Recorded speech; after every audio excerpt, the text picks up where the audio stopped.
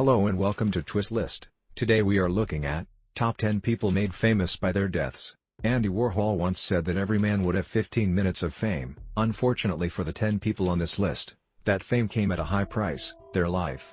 These are people who would undoubtedly prefer to have lived without fame than lose their lives to achieve immortality in history. At number 10 we have Leno and Rosemary LaBianca.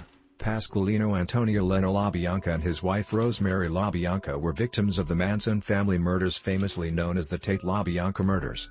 Charles Manson, the leader of the Manson family, orchestrated the murders for the sake of helter-skelter, an apocalyptic war he believed would arise from tension over racial relations between blacks and whites. The four family members who had participated in the Tate murders, Charles Tex Watson, Susan Atkins, Patricia Krenwinkel, and Linda Kasabian, were again summoned by Manson along with Leslie Van Houten and Steve Grogan aka Clem Tufts. Manson ordered Kasabian to cruise the neighborhoods of Los Angeles, in search of potential victims, before settling on the home of the LaBiancas. Sometime during the early morning hours of August 10, 1969, Manson family members entered the LaBianca house and murdered the couple. The girls wrote messages in Leno's blood. "Death to pigs and rice" were written on the living room wall, and "Helter Skelter, sick" was written on the refrigerator. After the murders, the family members remained at the house. Some ate food from the LaBianca's refrigerator, played with the couple's dogs and showered before hitchhiking back to the Spahn Ranch. The ninth spot on the list is occupied by Mary Jo Kopechne. Mary Jo Kopechne was an American teacher, secretary and administrator, who died in a car accident in Chappaquiddick Island while being driven by United States Senator Ted Kennedy.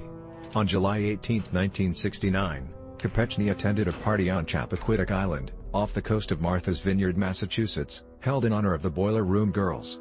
This affectionate name was given to the 6 young women who had been vital to the late Robert Kennedy's presidential campaign and who had subsequently closed up his files and campaign office after his assassination. Kopechne left the party at 11:15 p.m. with Kennedy after he allegedly offered to drive her to catch the last ferry back to the Catawba Shores motor inn in Edgartown where she was staying.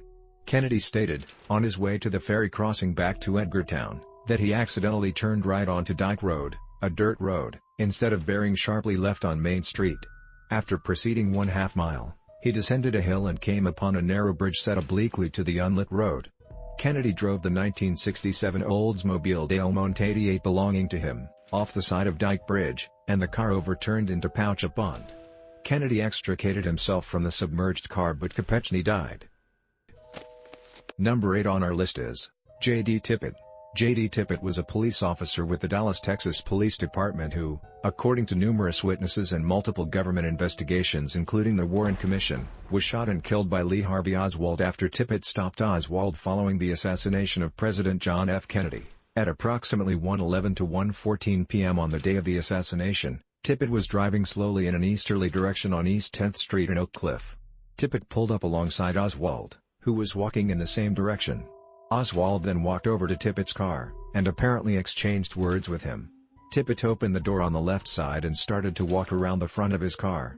As he reached the front wheel on the driver's side, Oswald drew a revolver and fired several shots in rapid succession, hitting Tippit 3 times in the chest. He then walked up to Tippit's fallen body and shot him directly in the head, killing him instantly. At number 7 we have John Birch. John Morrison Birch was an American military intelligence officer and a Baptist missionary in World War II who was shot by armed supporters of the Communist Party of China. Some politically conservative groups within the United States consider him to be a martyr and the first victim of the Cold War. The John Birch Society, formed 13 years after his death, is named in honor of him. Birch is known today mainly by the society that bears his name. His name is on the bronze plaque of a World War II monument at the top of Coleman Hill Park overlooking downtown Macon, along with the names of other Macon men who lost their lives while serving in the military.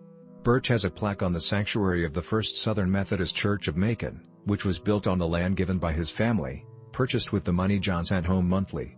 Pictured above is Robert Welch, chief organizer of the John Birch Society. Number 6 on the list is Edward Slovak. Edward Donald Slovak was a private in the United States Army during World War II and the only American soldier to be executed for desertion since the American Civil War.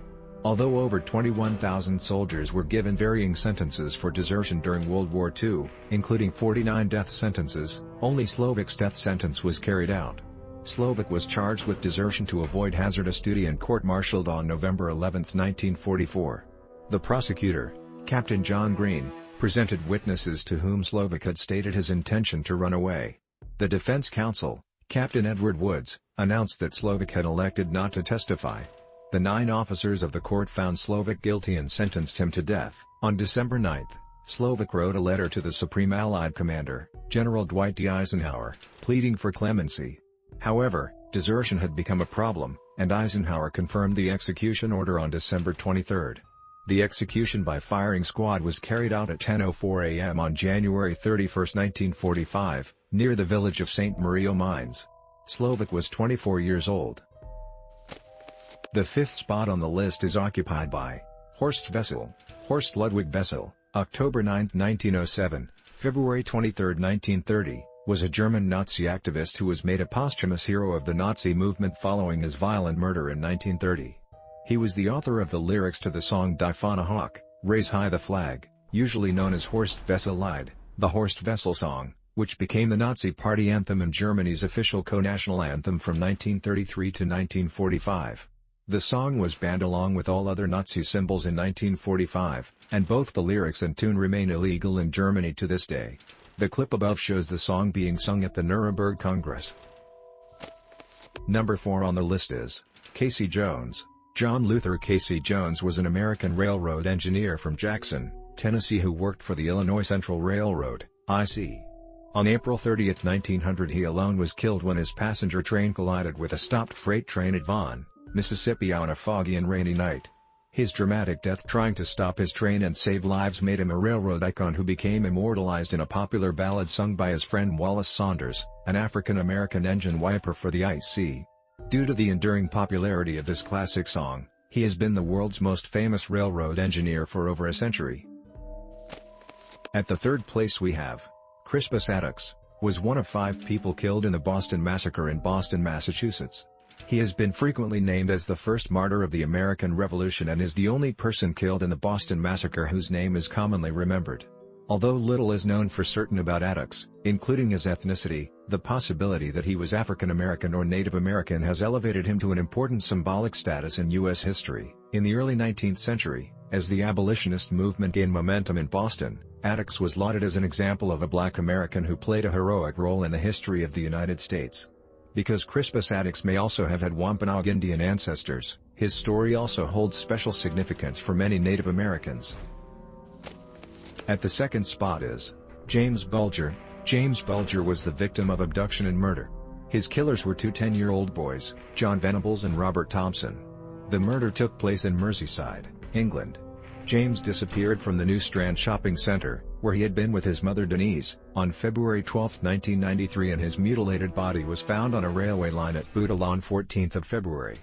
As the circumstances surrounding the death became clear, tabloid newspapers compared the killers with Myra Hindley and Ian Brady who had committed the Moors murders during the 1960s.